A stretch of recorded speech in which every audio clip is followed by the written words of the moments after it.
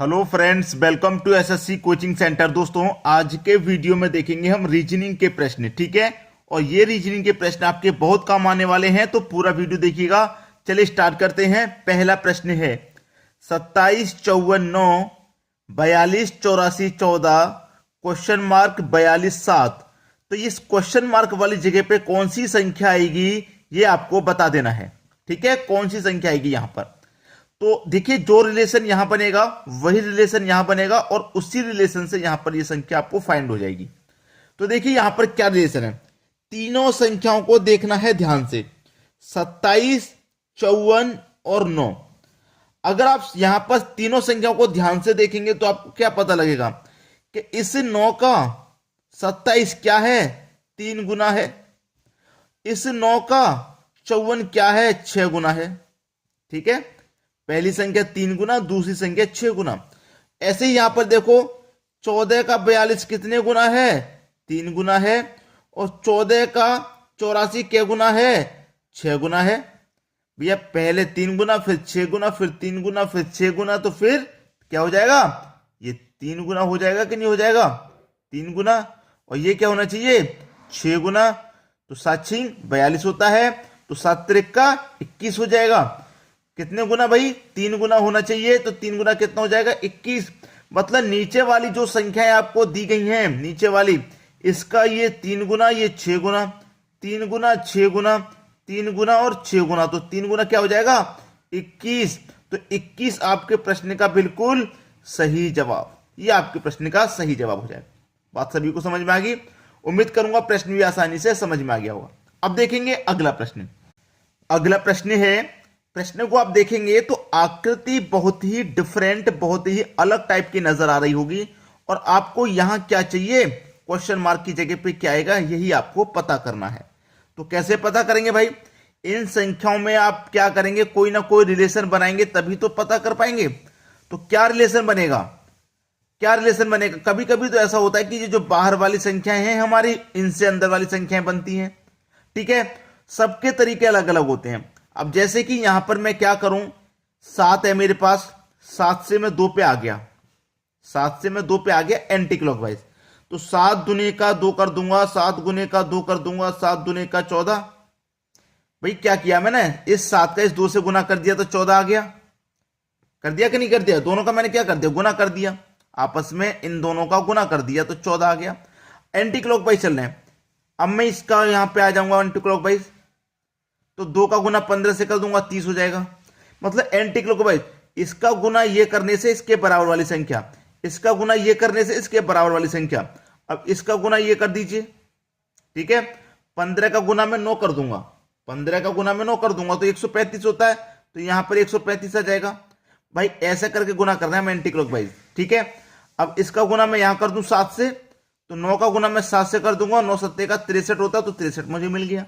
Answer आ तो गया भाई। 135 ही तो आपका सही जवाब है, 135 ही तो आपका आंसर हो गया। कैसे हुआ, आपको एंटी क्लॉकवाइज चलना है। मैंने यहां से 7 से चलना शुरू किया, 7 से 2 पे, 7 का गुना 2 किया 14, 2 का गुना 15 किया 30, 15 का गुना 9 किया 135, और 9 का गुना 7 किया 63। समझ में आ गया प्रश्न। अब देखेंगे हम अगला प्रश्न। अगला प्रश्न है दोस्तों, प्रश्न ये भी बहुत शानदार है, आप स्क्रीन पर देखकर ही समझ होंगे, बहुत ही अच्छा प्रश्न पूछा गया, ठीक है। यहां पर देखिए क्या है, क्वेश्चन मार्क आपका ये रहा, ये रहा आपका क्वेश्चन मार्क। तो देखिए मैं यहां पर क्या कर सकता हूं, प्रश्न को मैं यहां पर देखिए, मेरे पास ये 3 और ये 2 हैं, ये मेरे पास 15 और 6 हैं। मतलब ये ब्लॉक मेरे पास अलग है, ये ब्लॉक अलग है, और ये वाला ब्लॉक मेरे पास अलग है, और ये वाला ब्लॉक मेरे पास अलग है। क्योंकि इसको मैं अलग करूंगा, ये पूरा ब्लॉक मेरे पास अलग हो जाएगा, ये वाला, ठीक है। ऐसे ये वाला ब्लॉक मेरे पास पूरा अलग हो जाएगा, ठीक है। तो मैं करूंगा क्या, 2 और 3 को अगर मैं जोड़ा तो 5, और 5 का स्क्वायर 25। मतलब दोनों को जोड़ के स्क्वायर कर देंगे तो इसके साथ वाली संख्या ये तीसरी मिल जाएगी जो इसके ब्लॉक में शामिल है, ठीक है। ऐसे ही मैं 15 6 को जोड़ूंगा तो क्या हो जाएगा 21, और 21 का स्क्वायर कितना हो जाता है 441, जो कि इस वाले ब्लॉक के साथ शामिल है, ठीक है। उस तरीके से 10 और 7 कितना हो जाएगा, 10 और 7 17 हो जाएगा, और 17 का स्क्वायर कितना होता है 289, तो इसके साथ वाली संख्या इसको मिल गई। ऐसे ही 12 और 13 कितना होता है 25, और 25 का आप जब स्क्वायर कर देंगे तो 25 का स्क्वायर कितना होता है 625। तो यहां पर क्या आ जाएगा 625 आ जाएगा, क्योंकि स्क्वायर में संख्या दे रखी है, जोड़ के स्क्वायर कर दो, जोड़ के स्क्वायर कर दो, जोड़ के स्क्वायर कर दिया, यहां भी जोड़ के स्क्वायर कर दिया तो 625।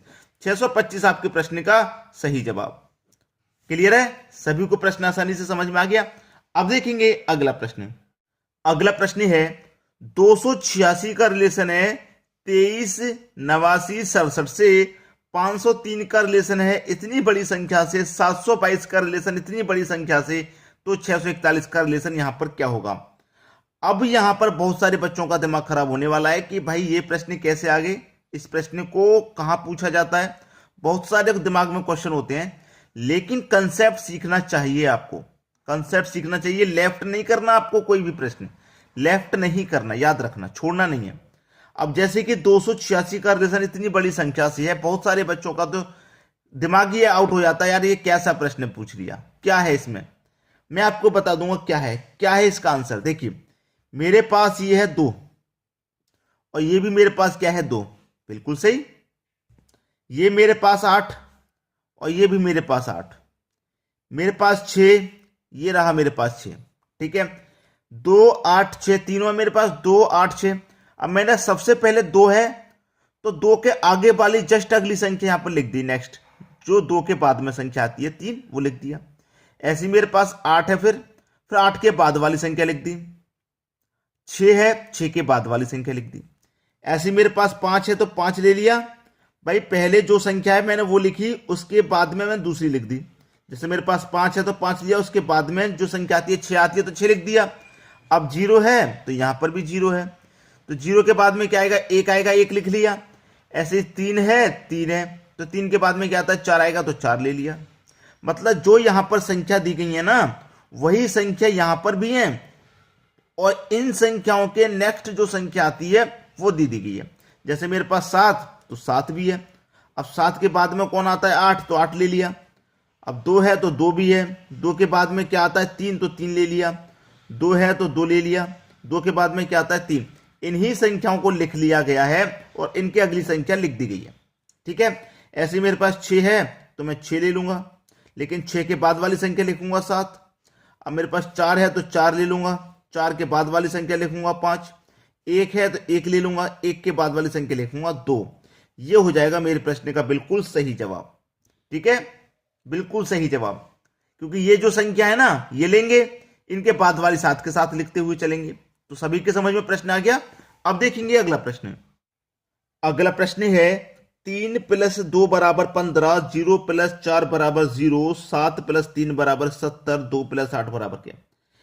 3 और 2 से 15 नहीं बन सकता, 7 और 3 से 70 नहीं बन सकता, तो फिर क्या बनेगा। लॉजिक तो फिर भी कोई ना कोई होगा, बनेगा तो फिर भी कोई ना कोई। अब देखिए क्या है, मेरे पास दोनों संख्या है ना, मैं दोनों संख्याओं को जोड़ देता हूं। 3 और 2 क्या हो जाएगा 5 हो जाएगा मेरे पास। दोनों को जोड़ के 5 मिल गया, दोनों को जोड़ के 5 मिल गया। दोनों को जोड़ने के बाद जो पहले वाली संख्या है उससे गुना कर देना है।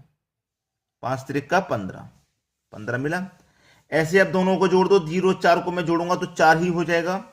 जब मैंने यहां पहली संख्या से गुना किया तो यहां भी पहली संख्या से गुना करूंगा, 0 से गुना करूंगा तो 4 का गुना 0 से करूंगा, 0 ही आ जाएगा, और 0 ही आपको दिया गया। अब यहां पर भी दोनों को जोड़ दो तो 7 और 3 10 हो जाएगा। भाई यहां पर पहली संख्या से गुना किया, यहां भी किया, तो यहां भी पहली संख्या से गुना करेंगे, मतलब 7 से गुना करेंगे, और 10 का गुना 7 से करेंगे तो 70 हो जाएगा, 70 दिया गया। वैसे यहां पर दोनों को जोड़ लो तो 2 और 8 कितना हो जाएगा 10। यहां पर भी पहली संख्या से गुना कर दो, मतलब 2 से गुना कर दूंगा तो कितना हो जाएगा 20। यही आपके प्रश्न का सही जवाब, ठीक है, समझ में आ गया प्रश्न। अब देखेंगे हम अगला प्रश्न। अगला प्रश्न है 7 14 4 4 12 9 6 24 क्वेश्चन मार्क। बहुत ही शानदार प्रश्न है। अब देखिए प्रश्न में होगा क्या, अगर मैं ऐसे करूं प्रश्न को तो ये मेरे क्वेश्चन मार्क वाली संख्या मिल जाएगी। तो ऐसे अगर मैं चलूंगा तो मुझे रिलेशन दिखाई दे रहा है कि 7 का 2 गुना होता है भैया 14, 7 का 2 गुना होता है। तो मेरे पास क्या है, ये जो 14 है, इस 14 में पहली संख्या से डिवाइड कर दूं 7 से तो कितनी बार जाएगा 2 बार में जाएगा, ठीक है। लेकिन चाहिए मुझे कितना 4, तो 2 का मैं स्क्वायर कर दूं तो 4 मिलेगा। ऐसे ही मेरे पास 12 है, तो 12 में क्या करूंगा, पहली संख्या 4 से डिवाइड दे दूं। भाई जैसे मैंने 14 में 7 से डिवाइड दिया, 12 में 4 से डिवाइड दे दूंगा। कितनी बार जाएगा, 3 बार। भैया 2 बार गया था, 2 का स्क्वायर कर दिया, यहाँ 3 बार गया तो 3 का स्क्वायर कर दो, 3 का स्क्वायर 9 हो जाएगा, और 9 ही तो आपको दिया गया है। वैसे यहां पर कर दो, 24 में क्या करेंगे, 6 से डिवाइड, 6 चौक के 24, यहां पर भी क्या करेंगे, स्क्वायर, 4 का स्क्वायर 16। यही आपके प्रश्न का बिल्कुल सही जवाब हो जाएगा। बात समझ में आ गई। अब देखेंगे अगला प्रश्न। अगला प्रश्न है 16 प्लस 8 बराबर 18, 22 प्लस 4 बराबर 24, 60 प्लस 2 बराबर 62, 80 प्लस 6 बराबर क्या। 60 प्लस 2 बराबर 62 होता है, बिल्कुल सही। लेकिन 22 प्लस 4 बराबर 24 नहीं होता, और 16 प्लस 8 बराबर 18 नहीं होता। तो फिर क्या है इसका आंसर। फिर कैसे यहां पर क्वेश्चन मार्क की संख्या को पता करेंगे हम। तरीका तो सबका होता है, कोई ना कोई तरीका हर एक प्रश्न का होता है। ध्यान से संख्याओं को देखना होता है। सबसे जरूरी बात है कि संख्याओं को ध्यान से देखना।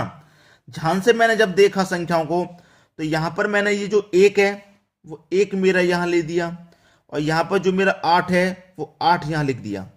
ठीक है, यहां पर मेरा 2 है, 2 ले लिया, यहां पर मेरा 4 है, 4 ले लिया।